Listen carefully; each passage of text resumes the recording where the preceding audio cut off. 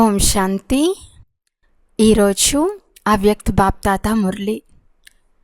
Date 15 June 2025. Revise course date 30/11/2005. BapDada చెప్తున్నారు, సమయం యొక్క సమీపత అనుసారంగా స్వయాన్ని హద్దు బంధనాల నుండి ముక్తులుగా చేసుకుని సంపన్నంగా మరియు సమానంగా అవ్వండి. ఈరోజు బాప్దాదా నలువైపులా ఉన్న సంపూర్ణ సమాన పిల్లలను చూస్తున్నారు. సమాన పిల్లలే తండ్రి హృదయంలో ఇమిడి ఉన్నారు. సమాన పిల్లల విశేషత, వారు సదా నిర్విఘ్నంగా, నిర్వికల్పంగా, నిర్మాణంగా మరియు నిర్మలంగా ఉంటారు. ఇలాంటి ఆత్మలు సదా స్వతంత్రంగా ఉంటారు. ఏ ప్రకారమైన హద్దు బంధనాలలో బంధింపబడి ఉండరు. ఇలాంటి బేహద్ స్వతంత్ర ఆత్మగా అయ్యానా అని మిమ్మల్ని మీరు ప్రశ్నించుకోండి. అన్నిటికంటే మొదట స్వతంత్రత దేహభావం నుండి స్వతంత్రత. ఎప్పుడు కావాలంటే అప్పుడు దేహాన్ని ఆధారంగా తీసుకోవాలి. ఎప్పుడు కావాలంటే అప్పుడు దేహం నుండి అతీతంగా అయిపోవాలి. దేహ ఆకర్షణలోకి రాకూడదు.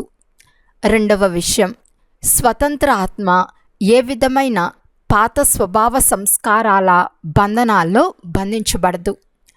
పాత స్వభావ సంస్కారాల నుండి ముక్తంగా ఉంటుంది. అంతేకాక దీనితో పాటు ఏ దేహదారి ఆత్మ యొక్క సంబంధ సంపర్కానికి ఆకర్షితం అవ్వదు. సంబంధ సంపర్కంలోకి వస్తూ అతీతంగా మరియు ప్రియంగా ఉంటుంది. కనుక ఏదైనా చిన్న కర్మేంద్రియం కూడా తన బంధనంలో బంధించటం లేదు కదా అని స్వయాన్ని చెక్ చేసుకోండి. మీ స్వమానాన్ని గుర్తు చేసుకోండి. మాస్టర్ సర్వశక్తివంతులు, త్రికాలదర్శులు, త్రినేత్రులు, స్వదర్శన చక్రధారులు. ఈ స్వమానం ఆధారంగా సర్వశక్తివంతుని పిల్లలు ఏదైనా కర్మేంద్రియం ఆకర్షితం చేయగలదా? ఎందుకంటే సమయం యొక్క సమీపతను చూస్తూ స్వయాన్ని చూసుకోండి. సెకండ్లో సర్వబంధనాల నుండి ముక్తంగా అవ్వగలనా?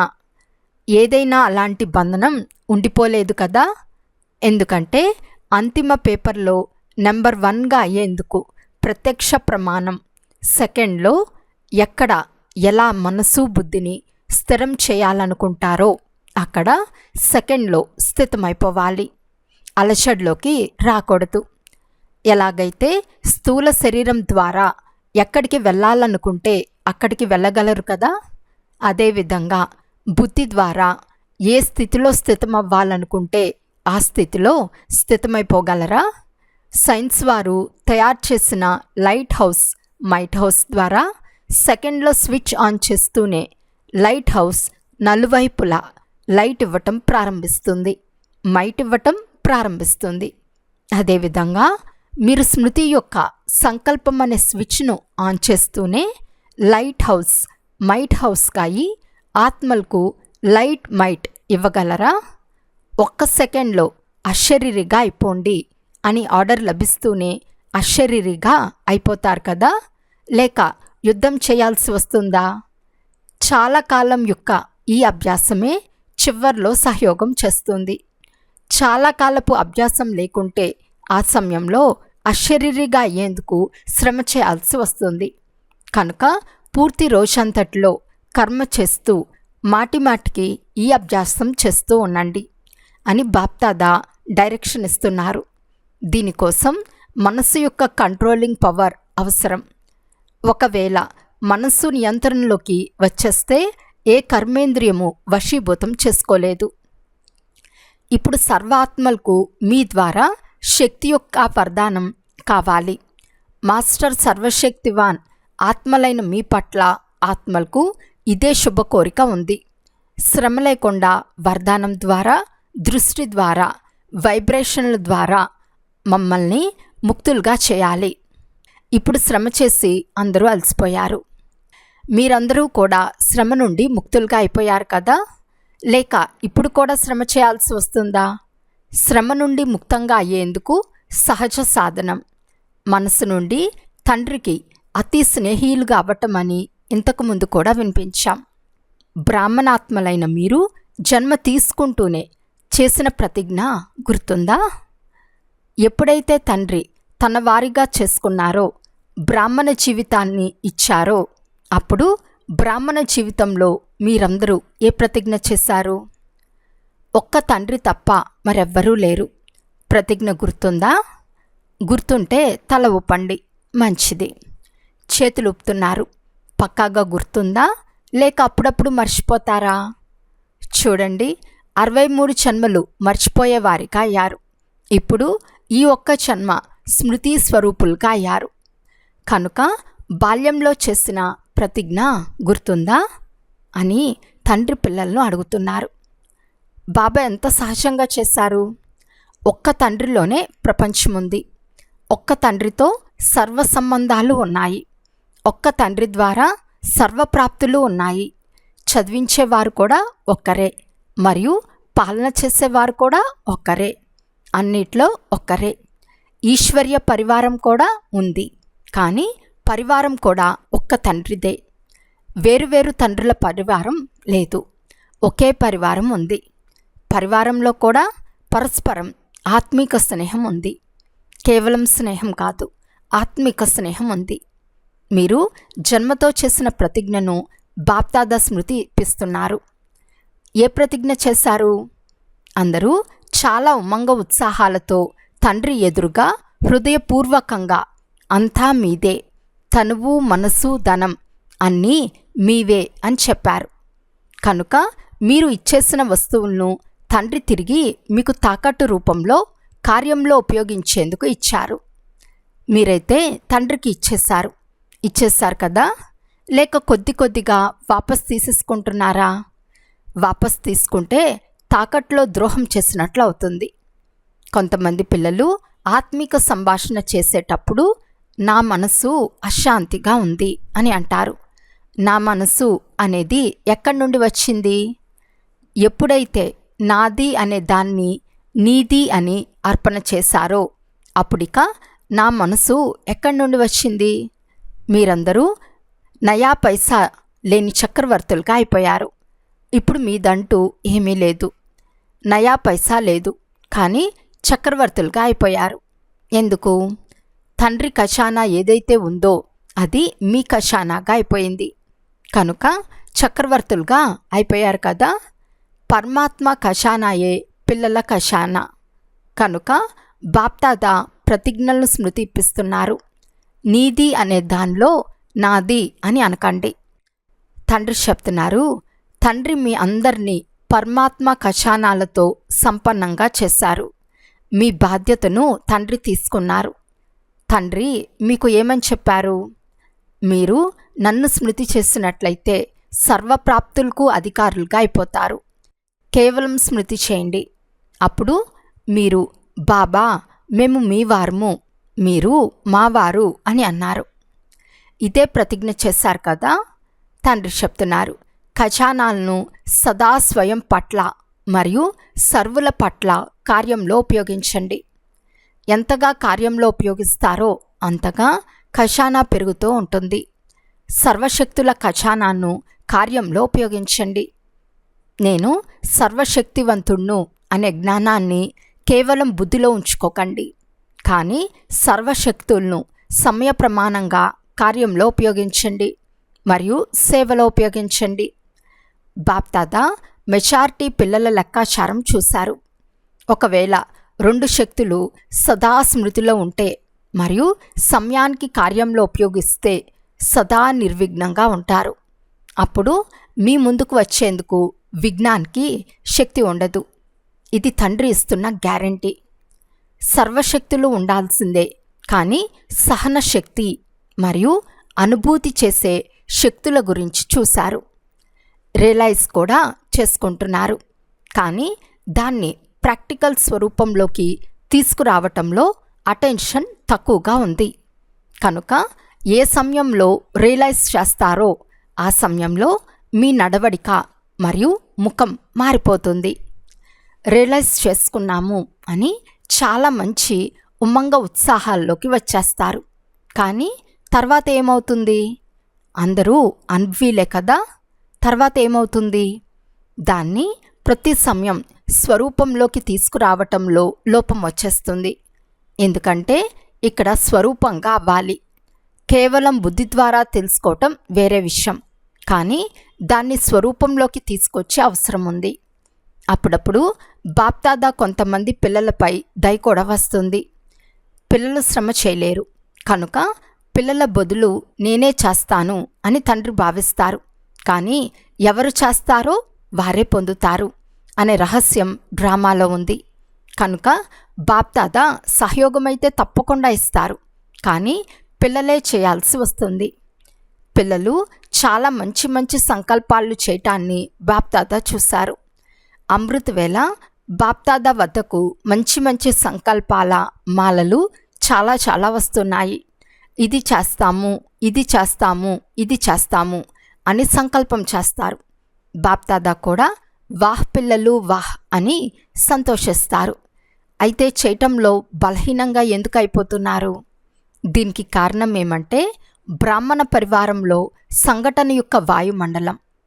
అక్కడక్కడ వాయుమండలము బలహీనంగా కూడా ఉంటుంది. దాని ప్రభావం త్వరగా పడుతుంది.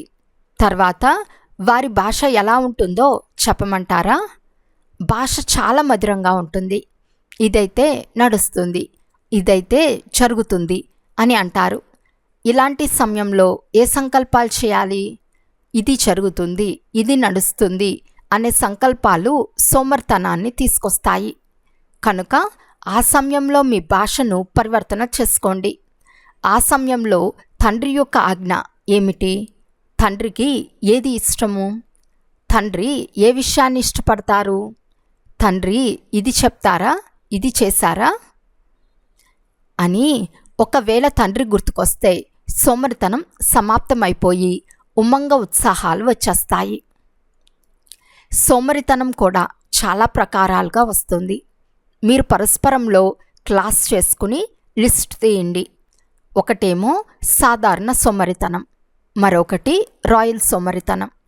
సోమరితనం అనేది సంకల్పాలలో దృఢతను తీసుకురానివ్వదు.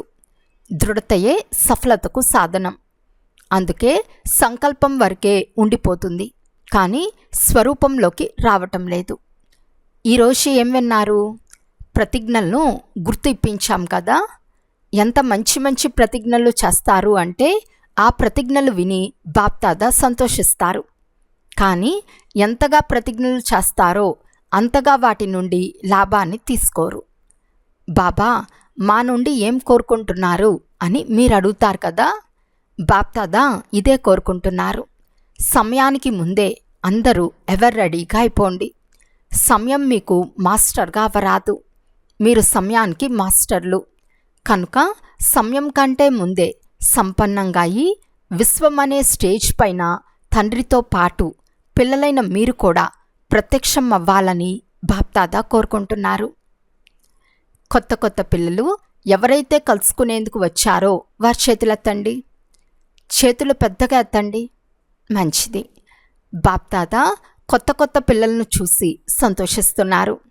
భగవంతుని పిల్లలు తమ భాగ్యాన్ని తీసుకునేందుకు వచ్చి చేరుకున్నారు. కనుక శుభాకాంక్షలు, శుభాకాంక్షలు.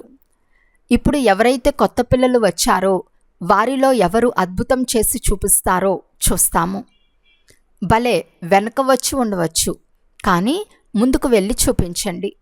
బాప్దాదా వద్దకు మీ రిజల్ట్ అంతా చేరుకుంటుంది. డబల్ విదేశీలతో బాప్దాదా మాట్లాడుతున్నారు. డబల్ విదేశీలు స్వయం పైన మరియు సేవ పైన అటెన్షన్ బాగా ఇస్తున్నారు. కానీ ఇందులో కేవలం ఒక్క మాటను కలుపుకోవాలి, అండర్లైన్ చేసుకోవాలి. ఏదైతే పరివర్తన యొక్క సంకల్పాన్ని తీసుకుంటారో దాన్ని మంచి ఉమ్మంగ ఉత్సాహాలతో ధైర్యంతో తీసుకుంటారు. కానీ కేవలం చేయాల్సిందే, మారాల్సిందే అనే దానికి అండర్లైన్ చేసుకోండి. నేను మారి విశ్వాన్ని మార్చాలి. ఈ దృఢత అనే అండర్లైన్ను మాటిమాటికి చేసుకుంటూ ఉండండి. ఇకపోతే బాప్దాదా సంతోషిస్తున్నారు, వృద్ధి కూడా చేస్తున్నారు.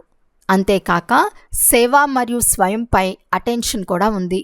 కానీ టెన్షన్ పూర్తిగా పోలేదు, అటెన్షన్ ఉంది. కానీ మధ్య మధ్యలో కొద్దిగా టెన్షన్ కూడా ఉంది. దీన్ని సమాప్తం చేయాల్సిందే. ఇకపోతే ధైర్యం బాగుంది. దీని కొరకు శుభాకాంక్షలు. తండ్రి సహితంగా ఇక్కడ కూర్చున్న వారందరూ మీ ధైర్యానికి శుభాకాంక్షలు ఇస్తున్నారు. చప్పట్లు కొట్టండి.